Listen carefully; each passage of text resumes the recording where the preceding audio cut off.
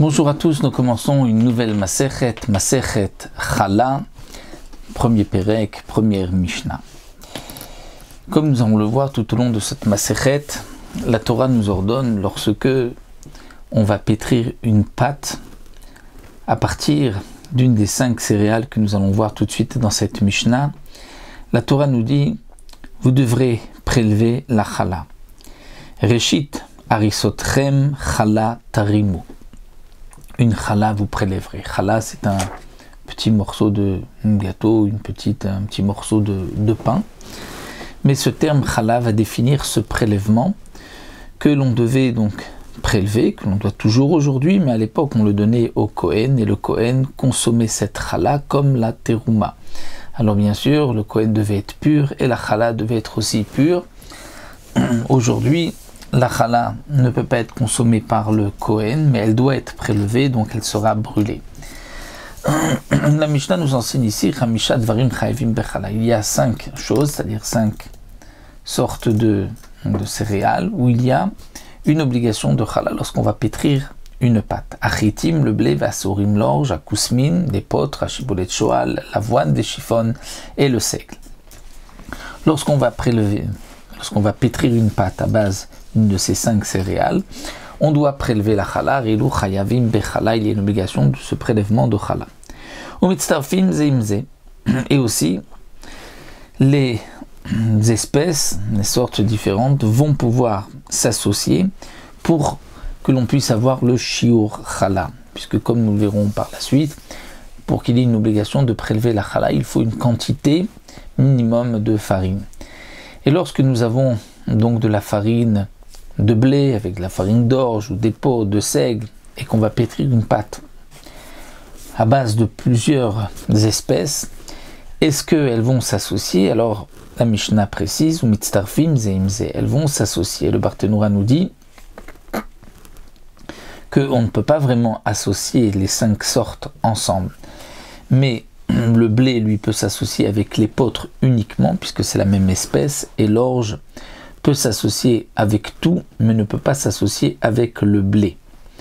Bien que c'est vrai que l'épeautre est une sorte de blé, dit le Barthénoura, c'est pour cela que le blé peut s'associer uniquement avec l'épeautre, alors que l'avoine, le seigle, une sorte d'orge. Comment se fait-il que l'orge peut s'associer avec l'épeautre? Eh bien, le Barthénoura répond là aussi, lorsqu'on a dit que l'épeautre est une variété, une espèce, un dérivé du blé, ce n'est pas uniquement du blé, c'est même du blé, donc de l'orge et du blé. Donc c'est pour cela que on va pouvoir l'associer, l'épeautre, et au blé et à l'orge. Le Barthénoura rapporte aussi dans le Yerushalmi que si on va pétrir toutes donc les farines ensemble, là on peut les associer d'après l'Yerushalmi, même si ce sont 2 espèces différentes, même min besheno mino. Mais si elles n'ont pas été pétries ensemble, on a fait une pâte de blé avec à côté une pâte d'orge, et ensuite on va les associer. De quelle manière on peut associer 2 pâtes? Lorsqu'on va les coller au point que si on doit les décoller, une partie de la pâte va se détacher aussi, c'est ce qu'on appelle neshicha, c'est-à-dire qu'elle va donc comme mordre. À ce moment-là, dit l'Yerushalmi, puisque ce sont 2 pâtes d'espèces différentes, là on ne pourra pas les associer, le blé et l'orge. Mais si on va pétrir le blé et l'orge ensemble, d'après l'Yerushalmi, donc il n'y a pas de problème, ceci va s'associer. La Mishnah continue, nous dit Vasurim bechadash milifne haomer. Nous savons qu'il y a une interdiction de consommer la nouvelle récolte tant qu'on n'a pas apporté l'offrande de Homer au Beth Amikdash. C'était une offrande d'orge qui était apportée le 2e jour de Pessah. Et donc la Mishnah vient nous dire que les 5 céréales mentionnées ici sont interdites bechadash de la nouvelle récolte avant le Homer. Il faut donc d'abord apporter cette offrande du Homer pour qu'on puisse les consommer. Aujourd'hui, on attend aussi le 16 Nissan, 2e jour de Pessah, pour consommer la 2e récolte.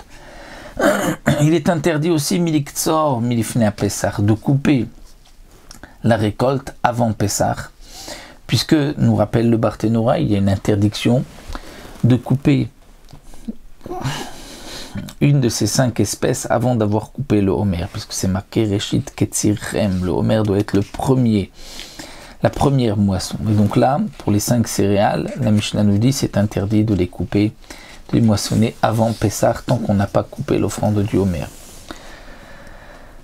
V'im ishrishu kodem la homer matiram. Si on a semé des graines d'une des 5 céréales et que ces graines ont pris racine avant le homer,